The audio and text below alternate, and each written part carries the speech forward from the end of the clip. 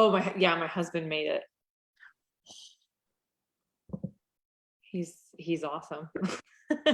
Right. Oh, there we are. All right. Yes. I think we're on. Yay. I'm live. Are you live? I Yep. see it. Yay. Yes, Okay, we are excellent. live. Okay, I made it. welcome to the first night of our fall schedule. The Virgin Authors are three friends bonded by our love of writing, struggling to navigate the publishing world. Writing can be a lonely profession, and we've decided that supporting other authors along the journey is just as important as our daily word count. My name is Mandy McGuire, and I am a Virgin Author. Mandy. I'm Jana Vandelar, and I'm a Virgin Author, the oldest. And I'm Lissa Reese, and I too am a Virgin Author. Well, and I would love to introduce our special guest tonight. We are super excited to welcome MAISEY Yates. MAISEY is a New York Times bestselling author of over 100 romance novels. Yes, you heard me say 100 romance novels. Yeah. It's amazing. Whether she's writing strong, hardworking cowboys, dissolute princes, or multi-generational family stories, she loves getting lost in her fictional worlds. An avid knitter with a dangerous yarn addiction and an aversion to housework, I'm with you there, MAISEY lives with her husband and her three kids in Oregon. Welcome to the show, MAISEY. Thank you so much for having me. I'm excited to be here tonight. Yay, we're so happy to have you. You guys, Welcome, everybody. yeah, hi everybody. We got Stacy on, which is exciting. I don't know how I saw her, but now it's gone.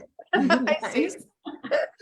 Yeah, so MAISEY, we were trying to pick her brain before. First of all, kudos to her husband for doing that bookshelf behind her. Oh my God. And And then Andy. yeah. Amazing. Stacy already wrote a question. She said, how do you juggle your family with all those books, with all your writing? So Stacy, good question. That's what we want to know. Yeah. I think, I mean, honestly, and I think this is true of everything, the answer is actually probably kind of boring because it's like, I look at it as any kind of job. Like I work it like a job. I don't have another day job. I was a stay-at-home mom when I started writing. I was pregnant with my second when I started writing for publication. And by the time I sold, I was 9 months pregnant with my third, because that's how long that took. I very much, so first of all, I don't know any other way to work. I came into publishing at the same time I was kind of coming into motherhood and having young kids. They're teenagers now. It's been a while. It's been a minute. But I never had a competing outside the house job, and like being at home with your kids is certainly a job, but I have always thought when you're trying to do two like external jobs, that must be incredibly taxing. Like for me, it was like, well, the writing time is kind of my break from, and especially at first, especially when I was trying to get published. My husband would come home from work and I would go to Starbucks from like 7 p.m. to 9 p.m. Yeah. And I would write, in that time period. So, and then when I got published, we would do more, but it was still like trading, whether I was writing from like 6 a.m. to 9 a.m. in the morning before he left for work, or I've done a lot of writing with Thomas the Tank Engine in the background. I have literally written, I remember when we were moving into the house we live in now, which was like 10 years ago. I was in our minivan and the kids were eating chicken nuggets and watching The Lion King on the little video in the thing. And I was finishing a book. And like, so I have done that, the kind of chaotic stuff, but most especially about the time we moved into this house. So a few months after we did, so I want to say 9.5 years ago or so. My husband was able to quit his job and I started writing full time. He became the stay-at-home parent. So in that sense, it's like there is no, I don't have another job competing. And until now our kids are older, so he works again because he can, and he likes to. So he, takes but he didn't have a career. I didn't have a career before this. We were working, you know, menial type of, or not menial, that sounds terrible. He, you know, but they were not jobs that we loved. Right. He was not doing a job that he loved, and he was not Right. doing a job that paid well, and he Right. did not have benefits. So I'm always like, it's like, I like to clarify that, because I'm like, if people think that he quit like a corporate job with like a full benefits package, that is incorrect. It was the kind of job that it was like, well, you could start another one if like tomorrow, if Yeah, but I mean, Macy, when you just said that, see, when I was back in, you know, way back when, and reading Harlequin romances, and thinking that was my fantasy, you know, to have this man come through the window with his shirt ripped open. Yeah. Anyway, now my fantasy is to have income that I could actually support a family. I mean, that's like my fantasy now. So you need to write a Harlequin about that. yeah, well, I'm like, that's why I like to read books about about the billionaires, though, because I'm like, it's a lot of work, you know. Like, I would have been a great virgin secretary, but sadly that ship has sailed. Even though you're writing on a like 9 to 5 schedule, or however you do your time, how are you scheduling releases of your books? Because obviously you do several a year because you're young still yet. So do you have a bunch of them written and are ready to go when it seems like a good time to do the next one in a series? How do you schedule that sort of thing? So all of my books at this point are traditionally published, and that means that our lead time on publication is very long. This book that is out now, I turned in probably 18 months before it came out. So we have everything is planned so far in advance, that means I know exactly what I'm writing really 18 months to 2 years before I do it. I've got everything, we're contracted, we're scheduled out. I know exactly what I'm doing for the next, you know, all that time. I've got everything scheduled out. I don't have any surprises. I know exactly how much I have to do. And this is actually fundamentally, that kind of organization is how I get everything done. It's not, because I always tell people it is completely fine to have days where you don't want to do it, but the secret is to do it more than you don't. Right. And so I know exactly how many words I have to write Monday through Friday, to hit That's right. any given deadline. And if I don't do it, then I have to redo my word budget. And I have to be, but I do track that. I make sure that I'm honest about the words that I'm writing on a given day. And if it's, you know, 5 p.m. and I don't have them done, I still have to get them done, or I have to face, you know, adding, you know, however many words to every day for the rest of the week. And so, because what I have found is that a lot of times when, and again, I'm speaking from the position of someone like my specific output is based on being privileged enough to do this full time. So I would never suggest that anybody that is also working a job or who is like navigating, you know, a partner's work and all that kind of stuff should be doing the same thing that I am, because that's not reasonable or realistic. But the principle applies, which is that I don't trick myself into thinking that being on the internet for 8 hours was writing. Right.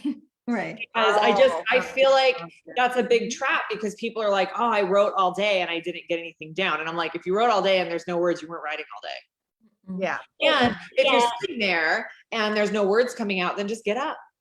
Don't pretend. Yeah. Okay. We get a tiny taste of that kind of thing in November when we do NaNoWriMo, and you've got to hit your word count every day. Exactly. Well, and Nano is fantastic for that. I did Nano, I think, in my first, you know, little bit of time when I was trying to write for publication, and it was really informative. It taught me to write more than I was used to writing in a day, because that was, you know, the first time I had, I think, written, I think it's like 1,666 words a day to get the number basically. But I was like, ooh, I'm not like, but that's the other thing, is that I remember really clearly really struggling to get that word count. And now I write a lot more than that on a given day usually. Wow. And so, but to me, it's like working out and building up a muscle. Like I remember that being a challenge. And I remember, you know, feeling like, gosh, I could never like keep up that pace all the time. But you know, It's now that's something interesting. that I'm just used to. So Yeah. It's interesting, Maisie, that even you at your level with your contracts, you still do adjust that that daily word count if you've kind of missed. Because what Lisa was saying about the nano, like I have a little spreadsheet, and if you only wrote 400 words that day, you know, it automatically will adjust so I know how many I have to get the rest of the days to meet that goal. But other than nano, I don't pressure myself to have that. And I think that's where I'm lacking, because I'm not getting the word count that I need.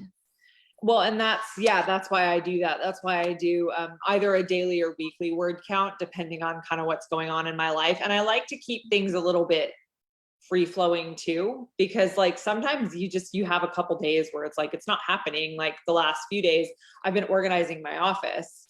We took a big family trip over to New Zealand, and then I went to Australia afterwards to speak at Romance Writers of Australia. And I was gone for like a little over 3 weeks. Yeah. And when we got back, like we had thrown some, like we replaced a couple dishwashers. We have 2 dishwashers. I don't do dishes. So there's 2 dishwashers, and because I'm not doing it. So we replaced our dishwashers. And so there are like 2 of them, and they're still in my office. They're just in the corner, and everything else is clean.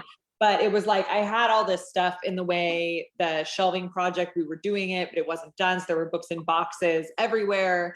And so when my husband finished the shelves, I was like, I'll just do a little bit every day and get it done until and then I'll do my word count. And yesterday I was like, nope, it's not happening. The office has to be finished so that I am not working in a mess. Yeah. Because when we got back, I basically have spent the last month and a half working in the kitchen, which is fine. The kids are back in school and they're teenagers anyway. So like, I don't even have that to navigate anymore. We can't even like beg, borrow, or steal their time anymore. So it's like, we're like, hey, what's up? Like we're bugging them. So, you know, but I wanted my office space back, because that's really where I can get back into my routine. And I was like, okay, it's time. And I just was like, I'm going to worry about making up the word count the rest of the week. And then more toward the end of the book, where I always pick up the pace toward the end of the book anyway. So a lot of times I don't expect to write as many words in the first like third of the book. And then I can ask myself to do a higher word count toward the end. But so much of that kind of thing is knowing how you work and what works for you. Yeah, because I mean, I just moved over here to Colorado from Hawaii, where I met my Lisa, but it's brutal. I mean, I've had a whole year of being behind, and this office has been full of boxes like 3 times because I'd find another hole.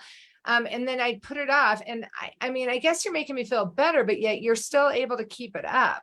And then do you have a lot of corrections when you have, okay, those are my 2 questions. And I know we have Stacy asked a great question too, but do you have a lot of corrections or editing when you do massive writing like that? Cause I mean, when I did NaNoWriMo, I am like, I cranked and I got it, but yeah, there's a lot of editing.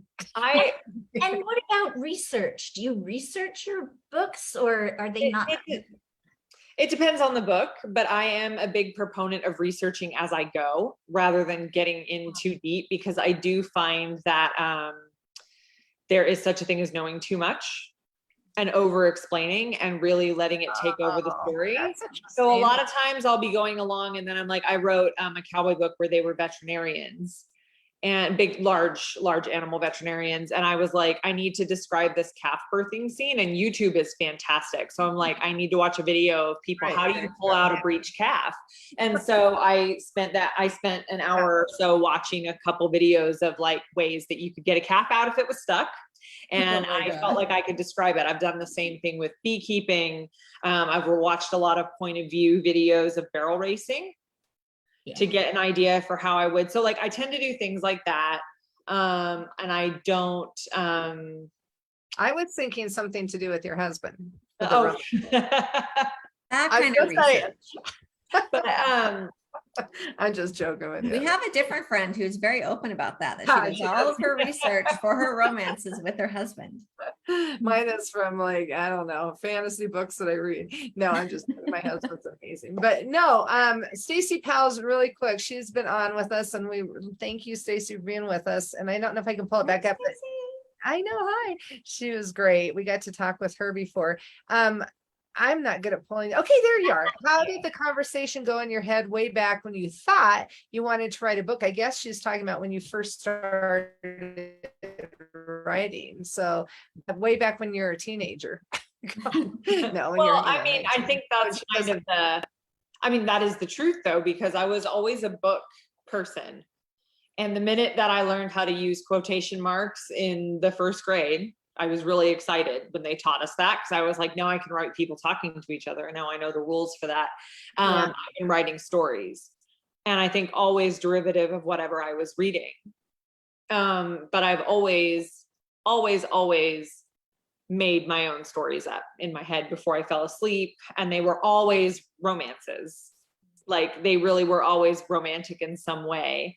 That was the part that I liked the best out of all the books that I was always reading. And so when I discovered the romance genre as a reader, I was like, oh, it's just like none of the boring stuff. It's just all the stuff that I hope is in every book that I pick up. It's all the stuff that I'm always hoping they'll end up together. And in romance, they always do. And I'm not mad. I'm not like throwing the book at the wall. So that was like a big aha moment for me as a reader. But then also as a writer, I was like, I think I want to try to write one of these. I had discovered the Presents line, and I read like 300 of them. And I was like, I want to write one. How hard could it be? Because those are like always your famous last words. It's like, I can do that. And so That sounds easy. Yeah, it seems easy, right? I read a ton of them. I know, you know how this goes. And then you realize that there's a lot more to it than that. But so really for me, it was like, the fantastic thing about Harlequin is that they have guidelines because it's category romance. And so they have some, like, there's a word count. And that helped me put that together. That helped me realize that, like, oh, okay, you go off of word count. And this is what they want. And like, they want high fantasy stories, alpha heroes, billionaires, princes. I had read a lot of them, so I knew what that meant. So like, I knew what that bulleted list translated to because I had read so many. And so it was like, this, and then there was instructions on how to submit. So it was like suddenly there was a practical avenue for this thing that I felt like was a dream. Yeah. And that was what inspired me to actually finish something, was being like, I actually have something that I could do with this, knowing nothing. Because I'm from a really small town in Oregon. I didn't know, like, the writers that I knew were all people who were just going to workshops forever and talking about finishing a book for 15 years. They never did. I didn't know. Yeah. And so I was like, I didn't know that you could actually do it. I remember I took I went to community college when I was 16 because I was homeschooled. So it all starts to come together. And I took a writing class, and I just remember everybody in there was like, oh, the symbolism of this, that, and the other. And I was like, I want a story. I like, sometimes a porch light's just a porch light. Like, settle down, guys. I just want, like, symbolism's great, but like, I wanted a story. And I was surrounded by all these pretentious writers who I'm like, I don't think any of them ever finished a book. And I was like, I want to finish a book. I want to like write a story that is the kind of story I want to read. Like, so I knew that wasn't my world. That more like literary, like where people were very kind of, I was like, I just want a good book. I want a good story. So really quick, I don't mean to interrupt you, but for the listeners out there who will be or who are, she did Harlequin. Maisy, you can fill that in, but her history is she sent it directly to Harlequin. And so she didn't have an agent. She didn't go through all the hoops and bounds, because right now my lips are sore from kissing everybody's feet, trying to get somebody. Trying to get that. I would never, I'm like twice your age plus, and I would never have thought to just send it in directly. I think that is so ballsy. And on top of it, people, she has an agent now on the side, and she works both of them. So she's like this amazing dual. Well, and in fairness, Harlequin actually has information on submitting directly to them to their website. Just go on the website. That's what and category romance, it's completely fine. And this, for everybody out there, it's easier now than it was when I sent it in. It's because publishing moves very slow. So even when I submitted in 2007, it was the dark ages, and we had to send stuff in on paper. Right. So I was mailing a physical book to England to sit in a physical pile, to, spend forever for somebody to go through and look at it. Took 8 months for somebody to pull it out of that pile. And Maisy, we have a lot of friends and viewers who are unpublished. So can you kind of talk, but you know, like Canadian publishers. When you're saying the word category romance, maybe you can say what that means for people who don't know. So category romance or series romance is primarily Harlequin is the only publisher doing this that has books in stores. I know Entangled Publishing kind of does it, but they're not in stores, they're digital. So Harlequin, and there used to be Silhouette, Candlelight, Love Swept, but now it's Harlequin, and they do Presents, which is the line, one of the lines I write for, Harlequin Desire, Love Inspired, which is their faith-based line, Heartwarming. So basically, these are all shorter romance novels, and they publish a certain number of them a month, and they all have a really specific kind of vibe that the reader can count on. So if you don't like books with sex in them, Harlequin has books that never have sex in them. And so you are never going to run into language or sex in their Love Inspired line, in their Heartwarming line. You're not going to find that there. If you like suspense, but you don't like super gritty, gory suspense, you can pick up Harlequin Intrigue. It also doesn't have language. It does have a little bit of like, some sexual content sometimes, but they're more like, they're not as gritty as what you would find in like a thriller or in like a mainstream mystery. You have Presents, you're going to get like fully described love scenes, but again, you're not going to get the language that you do in some other books. So if you're not comfortable with that, you don't find that in a Presents. And Desire you do, and it's a little bit hotter, and those are their like passion lines. I write for their passion lines. But yeah, so it's like very clearly defined kind of parameters that you can expect as a reader. And so that the reader knows kind of that they're going to get the feeling that they're after. And hopefully they walk away satisfied because they can find, 6 books, 8 books a month that are exactly what they want. And that was my way into romance as a reader. And so that was when things kind of clicked for me. Like I found, so that is what, when I'm talking about category or series romance, it is like, it's very brand first, meaning like people are looking for the Presents name, maybe rather than an author's name. People certainly have their favorites within the lines, but a lot of times as a new author, it's fantastic because people are like, well, I don't know this person's name, but it's a Presents. So I know the journey that I'm going to go on, and I know they know that it's going to be the kind of story that they can expect. So when you're new, it's a fantastic way to get your stories in front of readers. And it's something that I still continue to love as a reader, and that I still write for because I love them so much. And they're about 50,000 average for dependent on the line. Desire and Presents are 50. A lot of the other, like Intrigue, is 60. Some of the other lines have gone up. I think Special Edition is 70 now. So it just kind of depends, but they are shorter than like a single title romance. Yeah, and they have all of their requirements for the different lines on their website. On their website. And now you get to submit through Submittable, which is much easier, and you can kind of track where your submission is at, if it's been received, all that kind of stuff, if it's in progress. Yeah, so it's a much faster process now, actually.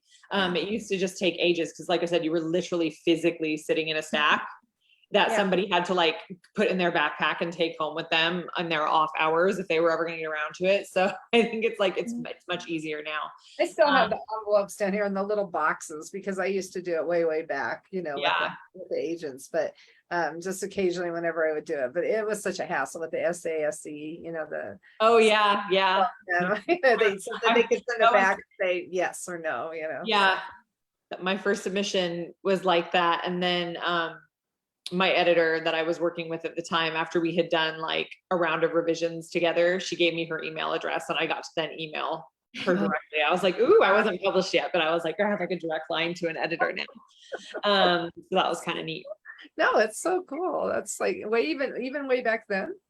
Oh yeah, because they weren't just letting you send things to, they weren't putting their email addresses online. It wasn't like, they weren't quite to the point where they had like a generic thing you could send it to. So like if you were unpublished, you had to like mail physical stuff in. But like, it was right on the bubble where they were actually taking like, if you were working directly with an editor, with edits and stuff and corrections and revisions. I mean, for that be like, oh my God, sending it back. Oh yeah, I did mail, With Harlequin, I never had to do that, but with Berkeley, and that's so funny because I swear that was like 2013. I think with Berkeley, I had to do a physical edit Yeah. So, but now everything's all electronic, thank God. And you How like many- both of them. Oh, How go many ahead. books do you have coming out this year? That's a good question. So And, many, she doesn't know. I don't. In 2022, I think there were, I really don't know. I would honestly have to look at my website. It's just really funny how much like, I really like, I love all my books and I get really excited about them, but like I said, like, so I wrote this book 18 months before it came out. And so as excited as I am to share it with everybody, it's like I've moved on and my heart is in the new project that I'm working on. Yeah. And especially, and I'm just not, like, I'm happy to do things when I get asked or whatever, but I don't pursue a lot of like promo stuff because I just want to keep writing. Like, that's what I want to, writing is what I love to do. And so that is what, and everything that I do, I try to look at it as, is it sustainable? And so for me, writing is sustainable. Like posting on social media, not always. Like sometimes I don't post on Facebook for a couple of weeks because there's stuff going on in my life. But that is really the short answer to my, how do I balance everything? It's because there are certain things that I'm willing to not do to like make sure that I'm covering all my family bases and all that kind of stuff. But I'm always writing, but I will drop everything else. And I remember I got to see Nora Roberts speak at the first conference that I ever went to, which was fantastic. Yeah. And somebody asked her how she balances everything. And she said, I just think of it as juggling, and you're juggling glass balls and you're juggling rubber balls. And you can drop a rubber ball because it will bounce. It doesn't matter. Nothing, you're not going to hurt anything. You have to be really careful not to drop glass balls though, because they'll break. And so and that was so, like at the time, my youngest was 8 months old. I was at my first conference. I had, 3 kids. I'm starting a career. And I've always remembered that. It's like, I don't have to be involved in everything at their school. But I do need to be there for them.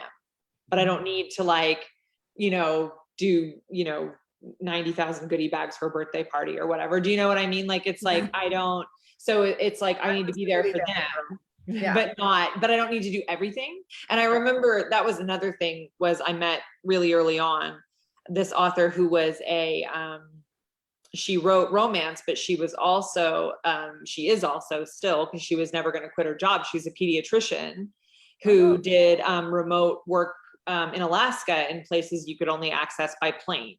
Wow. And so she would write at 4 a.m. And she did, this incredible work. And she was like, that's my calling. So I'll continue to do that. But I remember her saying, you can't have it all. That's it's this ridiculous lie we've been fed that you can have everything. Yeah. She's like, you do have to choose. Right. And so and so just in a very rational way, it's like, I don't expect my house to be perfectly clean all the time. Some weeks we're getting pre-made stuff from Costco because that's all we can handle this week. That's dinner. And I don't feel guilty about that, because it's like, we can't do everything. Like, there's not enough hours in the day. No, it's impossible. And so I think, and I always say that, I'm like, well, more people have house cleaners than people realize, and more people have fake eyelashes. It's like, or like more people are sitting in a Zoom space with just in the one clean corner of their house, it's like, that is, especially when you look online, it looks like people are doing everything. And it's like, that's just not true. And when I got back from Australia, I had a lot of work to catch up on, and I just gave myself permission to only write.